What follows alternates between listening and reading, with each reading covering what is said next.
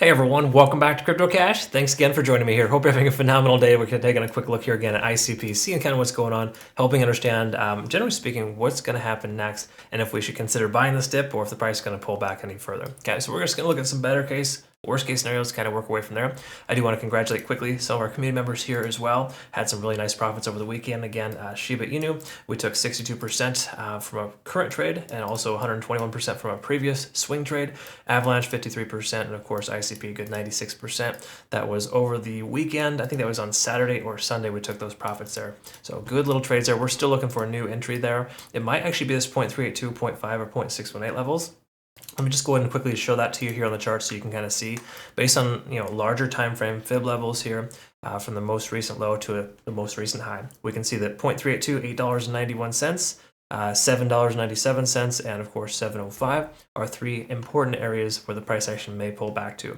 If it does, that's kind of the key emphasis there. If so, might just recommend limit orders in those ranges. Just kind of consider taking some entries there for some spot positions. I'm not necessarily saying to just do a random order for a leveraged long 50x position. Okay, that's not what I'm saying.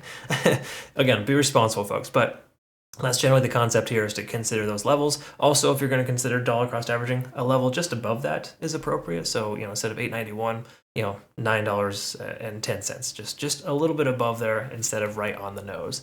You can get filled a lot better that way. So taking a quick look at some bigger picture stuff. This isn't dire straits at all, but we are starting to see that, of course, that pullback from the stochastic RSI, money flow index, and RSI coming down. They're all over 70, so perfectly fine in that sense. Keep in mind, price could still very well pull back if the volume continues to come out of this coin here. So we're going to pay close attention to the money flow index, but generally speaking, everything's looking truly bullish here at this point. There's no reason to expect the price to consider crashing. 4-hour time frame paints a slightly different picture here for us, where if this is the lowest point in which the price goes at $9.10, then we could very well see another higher high. Okay, so smaller time frames, we have smaller, because Elliott Wave is based on Fibonacci retracement, right? And you can draw Fibonacci retracement levels on larger, smaller time frames. And the 4-hour time frame is basically telling us here that we have potential for upside because we've only done our 1, 2, 3 pattern. We're still looking for our fourth low, or basically our higher low, which is number 4, and then our number 5 is our higher high. So there is potential for that to take place as well. So keep in mind, this is not by any sense the end, but if this is the bottom, we should experience another higher high at the very least. We are running concurrent with this ascending trend here as well. We can kind of see we're staying above the 20-day SMA. That's a perfect sign. Staying above that is extremely important. Stochastic swing upwards for the first time. Again, the second is more impactful than the first. And then if we take a look here, of course, at RSI, money flow index, they are coming down, but they're maintaining above 50. That's generally a good sign. Once we lose 50, then it's another conversation that we need to have and kind of talk about that. Right now, we are diverging on the MACD too, so this kind of gives us some conflicting information on the 4-hour time frame. The divergence, of course, is based on this activity here. So generally speaking, it's not like it's surprising to see a divergence. And the same thing with stochastic. I think the important thing is we're above the 20-day SMA and 50 on the RSI. Those are two important factors there.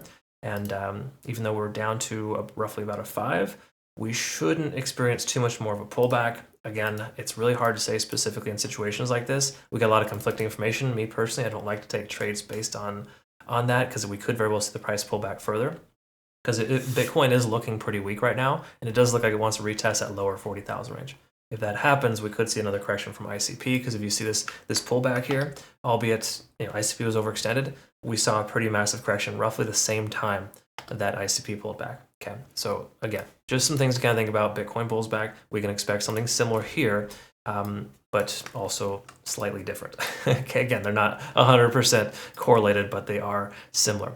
So taking a quick look here, just know we got a volume resistance at about 1111, easy number to remember. We got that area there where the price action couldn't get past with all that volume, even though we had a nice little type of, breakout pattern here. Price broke out, Bitcoin sold off. Okay, so again, a lot of little things that kind of factor in. Take a look last year at the Ichimoku cloud. This is confirming that a long position is not viable. Let me rephrase that. Neither a long or a short position is viable. Okay, but you got to recognize lagging spans below or free and clear, but it will intersect soon, so that's kind of conflicting there. Conversion lines below the baseline shows momentum to the downside, but we're within the cloud. Okay, 100% of the time, you do not take a position while you're in the cloud. That's really what it boils down to. So simply put, at this point, we need to be patient and wait and see what happens here next. If the price goes up and over for just say another 24 hours, then we'll be in a good position there to naturally take a long position, okay? Because we'd have averaged ourselves out at a higher volume or with more volume at that price point, and of course, the lagging span would be free and clear at that point, okay? The inverse, of course, the price action, another 12 hours or so, the price comes down here to about 950. We could be in a position to consider a short. Again, we'll reevaluate a little bit later to see if that's the case, but at this point, no trade is a good trade, okay? And I know those are fighting words for a lot of people, so please take that with a grain of salt. If you're going to trade, I insist on you taking a low leverage, low position size if possible. I know it seems kind of weird, right? But you got to learn somehow. You got to get your training wheels. And if you're an advanced trader, all things together, you probably shouldn't even be watching this video in the first place.